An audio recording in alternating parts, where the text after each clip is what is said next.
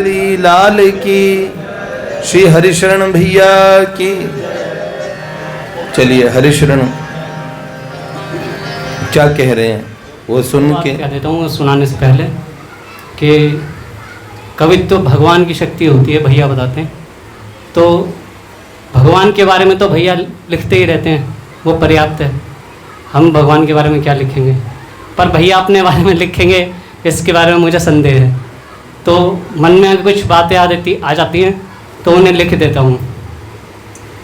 तो पहले लिखा था भैया के जन्मदिन से पहले, और उस समय नहीं मिल पाया, तो आज तिथि के अनुसार जन्मदिन है, प्राकट्य उत्सव है, तो आज कुछ सुना देता हूँ आपको। प्रगटे आज राजा निकुंज के, प्रगटे आज राजा निकुंज के, आधार नारदीय निकुंज के, आधार नारदीय निकुंज के। स्वरूप हैं ये देव ऋषि के, स्वरूप हैं ये देव ऋषि के, स्वरूप हैं ये देव ऋषि के, स्वरूप हैं ये देव ऋषि के। प्रगटे आज राजा निकुंज के, प्रगटे आज राजा निकुंज। शरण जी ने रचना की, इनके कितने राजाओं वाले भाव हैं, कितने ऊंचे भाव हैं। बाबूजी का एक पद सुना होगा आपने, हो तो दासी नित्य तिहारी, हो तो दासी नित्य तिहारी, हो तो दासी नित्य तिहारी, हो तो दासी नित्य तिहारी। तो एक बात, राजा तो आप सब लोग हैं, एक महाराजा ये रहे, उनके एक रानी है। बाबा राधा रानी को रानी कहते हैं। और जैसे हमारे भारत के प्रधानमंत्री जी कहते हैं, मैं प्रधान सेवक हूं। उन्होंने शब्द अच्छा दिया, एक शब्द दिया था उन्होंने चौकीदार। उन्होंने इन शब्दों को बड़ी गरिमा प्रदान कर दी। लोगों ने अपने यहाँ टोपियां लिखवा ली, मैं भी चौकीदार हूं। याद है ना, जब चौकीदार चोर बोलने लगे तो चौकीदार मैं भी चौकीदार हूं, ऐसे चलने लगा था। हमें लगता है कि राजा इत्यादि शब्द बड़े गरिमा के होते हैं, उसके दास और दासी ये शब्द बड़े अलग लगते हैं। पर शोभा तो निकुंजीय राज्य में इस बात की है, जहां राजा रानी इत्यादि शब्दों की उपाधियां प्रिया प्रियतम पे सुशोभित होती है। उतना ही कष्ट ये उपाधि सुन के किसी प्रेमी को होगा, उसे ये शब्द कैसे अच्छा लगेगा। नंद शहजादे तो हम चरणों की दासी हैं, ऐसा नंद शहजादे तो हम चरणों की दासी हैं, है साहिब नंद शहजादे तो हम चरणों की दासी हैं, है साहिब नंद शहजादे तो हम चरणों की दासी हैं। कुमुदनी सीख ले हम दे, कुमुदनी सीख ले हम देखिए चंदा रूप राशि है, सीख ले हम देखिए चंदा रूप राशि है,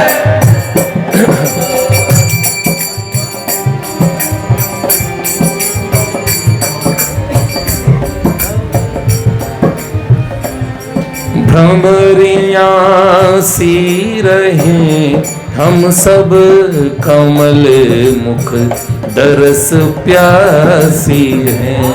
भ्रमरियाँ सी रहे हम सब कमल प्यासी हैं। भ्रमरियाँ सी रहे हम सब कमल मुख दरस प्यार। जैसे भंवरियाँ कमल के दर्शन करके प्रसन्न हो जाती हैं।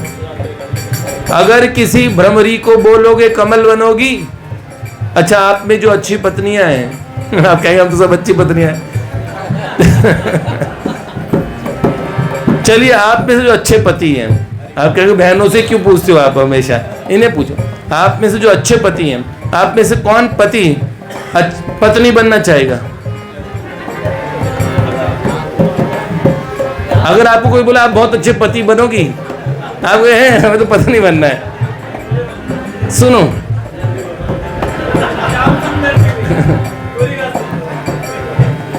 अंगद जी ने कुछ बात अलग कही, क्योंकि नहीं बात डिफेक्ट की नहीं है बेटे, वो डिफेक्ट नहीं है कुछ, वो इफेक्ट है, वो गोपी भाव का इफेक्ट है, बाकी डिफेक्ट कुछ नहीं है तो एक पत्नी और पति में बड़ा प्रेम है, तो किसी पत्नी को तुम बहुत अच्छी पति हो और पति के नाम से उसकी 5-6 स्तुति कर दो, तो उसे ये लगेगा कि अभाव रह गया, स्तुति तो बहुत अच्छी थी पर मेरे को पति नहीं बनना, मुझे तो पत्नी ही रहना। जिनके हम प्रेमी हैं, हम अपने प्रेमास्पद, उन्हें प्रेमास्पद ही चाहते हैं। आशिक हमेशा चाहता है माशूक माशूक रहे और हम आशिक रहे। ये बेटे राजा महाराजा रानी महारानी ये शब्द सुशोभित होते हैं उन पे ही, दूर दूर तक हृदय में इनके सुंदर भाव, ये इन्होंने वो रचना की, लेकिन दूर दूर तक कैसे भाव कभी आए ना न कभी रहे। आप सब लोग महान हैं, आप पे शासन चलाते हुए मुझे ये नहीं पता लगता कि मैं आप पे शासन चलाता हूँ। और रही बात ये कि हम जहाँ हैं हम वहीं रहें, मुझे प्रमोशन नहीं चाहिए। किसी ने मुझे कहा आपका अष्ट सखियों में कभी जाना होगा, आप वो निवृत्त निकुंज में जहाँ कोई नहीं जाता वहाँ जाना चाहेंगे। मैंने कहा तुम्हें पता है निवृत्त निकुंज क्या होता है? मैं जहां हूं वहां बहुत प्रसन्न हूं। भ्रमरियाँ सी रहे हम दे कमल मुख दरस प्यास। थोड़ा बजाओ, इतना भी न बजाओ कि मुझे भ्रमरियाँ सी रहे हम दे कमल मुख दरस प्यासी है।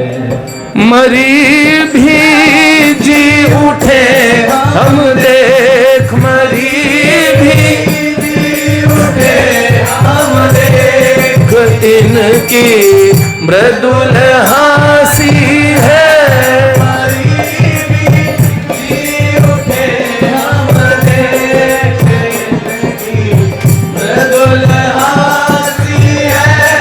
पड़ी चरणों में हम इनके, पड़ी चरणों में हम इनके, बंधी उल्फत की फांसी है।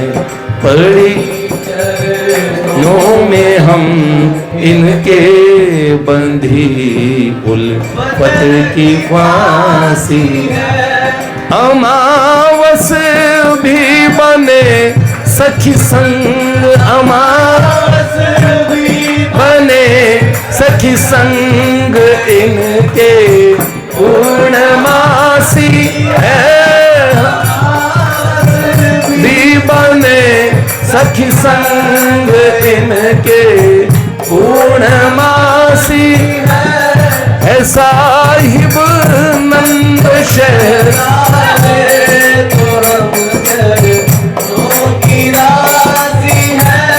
हम इनके चरणों में बंधी उल्फत की फांसी, मोहब्बत की फांसी से बंधी हैं। इनके संग अमावस भी पूर्णमासी हो जाती है। अंधेरी रात हो, बियाबान हो, पर आपके साथ आपके मेहरबान प्रियतम सदा आपके पास हो। वो उजाड़ भी बसेरे से बढ़िया है, और बसेरा भी उजाड़ जैसा है। अगर वो उनके दर्शन ना हो, वो दिखे ना, और जीवन उनके बिना हो, तो किसी को कह दो अरबों खरबों के महल में ठहरा देंगे, पर आपके कोई जो आपको प्राणों से प्रिय हैं, उन प्रियतम को आपसे छीन लेंगे, आपको संसार के सब सुख दे देंगे। तो आपको चाहिए, मतलब एक से सब है। सब भी मिल जाए तो एक नहीं होगा। इक्के ते सब सुख होते हैं, सब ते एक न होए। क्या सखी की महत्ता है जानते हो? बन्नु चाहे विधि, ब्रह्मा जी हर शिव जी महल नंद के खवासी बनना चाहते हैं। बन्नु चाहे विधि हर भी महल नंद के खवासी हैं। बन्नु चाहे महल नंद के खवासी, ग्वालिनी माधुरी सी सखियां, ग्वालिनी माधुरी सी सखियां, उन्हीं महलों की दासी है। ग्वालिनी माधुरी सी सखियां, आप जानते हो बड़े बड़े योगेंद्र मुनिंद्र फरमाइश करते हैं सखियों से, एक बार ड्योढ़ी के भीतर प्रवेश करवा दो, जहां देवता आकाश अंतरिक्ष से झांक के उनकी एक छटा को देखना चाहते हैं। नित्य रूप माधुरी को, लीला माधुरी को, वेणु माधुरी को अवगाहन करने वाली ये सखी माधुरी ना तो दासी के इस सुंदर दिव्याति दिव्य सिंहासन पे ही सदा आरूढ़ रहते हुए न तो कोई देवत्व को, न किसी राजे के पद, न महाराजा का, न रानी, न महारानी, कुछ भी नहीं। एक बात चाहिए, जहां से प्रियतम दिखते हों, जहां से उनका सानिध्य मिलता हो, वहीं रहना है, ना उधर जाना ना इधर जाना। हाँ, रही बात जब कोई विशेष कुंज होता है, हर कुंज की एक यूथेश्वरी होती है। कई लोगों को ये नहीं भान होता। उन्होंने सोचा कि वो अगर अमुक कुंज है इंदुलेखा जी का, तो वहाँ श्री कृष्ण और इंदुलेखा जी रहते हैं। नहीं, वहाँ श्री कृष्ण, प्रियाजू, अष्ट सखियां, पर उस वहाँ की प्रमुख कौन है? इंदुलेखा जी। वहाँ सेवा की सब व्यवस्थाएं और सब उनके भाव के अनुरूप होगी। जैसे अपने इस्कॉन के मंदिर में एक टेम्पल प्रेसिडेंट होते हैं, तो वो तय करते हैं कि महाराज जी जब आएंगे तो कथा का विषय क्या रखेंगे, समय क्या होगा, सारी चीज़ें। यद्यपि महाराज जी उनसे बहुत श्रेष्ठ हैं, वो उनको गुरुदेव के समान प्रणाम करते हैं, उन्हें दंडवत करते हैं, पर टेम्पल में सब चीज़ें तय करना टेम्पल प्रेसिडेंट का, वहाँ के भक्तों को देखते हुए, उनकी रुचि को देखते हुए विषय तय तक करने का अधिकार होता है। ऐसे हर कुंज की एक युतेश्वरी होती है। आप करोड़ों करोड़ों कुंजों में जाएंगे, वहाँ पे आपको राधा रानी और प्रियतम हमारे श्री नंद नंदन, जीवन धन, प्राण धन श्री माधव जी आपको हर कुंज में मिलेंगे। हर अलग अलग अवस्थाओं में, अलग अलग और सुंदर भाव भंगिमाओं में, अलग अलग वस्त्राभूषणों में, अलग अलग सज्जाओं में। हाँ, तो ये पूर्णेंदु कुंज का हमने कभी वर्णन किया होगा आपको। सुंदर श्वेत रंग का कुंज, जहाँ कोयले भी श्वेत और भंवरे भी श्वेत। सुंदर बर्फबारी होती है कभी, सखियां सहचर्या इत्यादि श्वेत वस्त्रों को धारण करती हुई और प्रियतम श्वेत रंग के वस्त्रों को, धवल वस्त्रों को धारण करते हुए, बहुत सुंदर प्रकृति होती है वहां की। चंद्रमंडल ऐसे लगा जमीन पे विशालकाय गोलाकार स्वरूप धारण करते हुए, और चंद्रपुर नाम का कुंज पूर्णेंदु कुंज के भीतर ही है जो चंद्रमंडल में है। तुंग विद्या जी का अरुणाब्ज कुंज, लाल रंग का सा आसमान दिखता है, लाल थोड़े पिंक कलर के बादल दिखते हैं। जमुना जी का रंग भी थोड़ा पिंकिश दिखता है, स्टोन्स बड़े बड़े मणि रत्न वगैरह पिंकिश, थोड़े लालिमा वाली वस्तुएं। और वहां पे ठाकुर जी जब कोई भी वेशभूषा पहनते हैं उसमें लाल रंग होता है, बड़ा सुंदर, और चटक लाल रंग के सुंदर परिधान को किशोरी जी धारण करती है, सब सखियां। पर वहां की प्रमुख तुंग विद्या जी होती हैं। ऐसे ही चंपकलता, कामद कुंज, कितने कुंज, असंख्य कुंज। हम आपको माधुरी कुंज के विषय में बता सकते हैं। मधुमहल विहारी श्री ठाकुर जी, तो वहां पे भी प्रिया प्रियतम श्री ललिता जी का मंडप, योग मंडप, सबका योग मंडप अलग अलग तरीके से होता है, हर कुंज का अलग होता है। इसलिए दूसरे के कुंज को तीसरे में न फंसाएं। जिसके कुंज है उनसे ही पूछें कि कौन सा कुंज के उपासी हैं।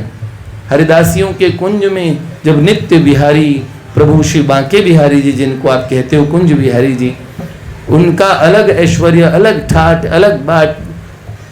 अनन्य रसिक नृपति स्वामी श्री हरिदास जो देव के लाडले प्राणधन जीवनधन ठाकुर, वहीं पर श्री हरिवंश जू के राधा वल्लभ लाल जू, उनका अलग कुंज, अलग अलग सहचरियां, अलग उनकी रुचि, उनके अलग परिधान, ये सब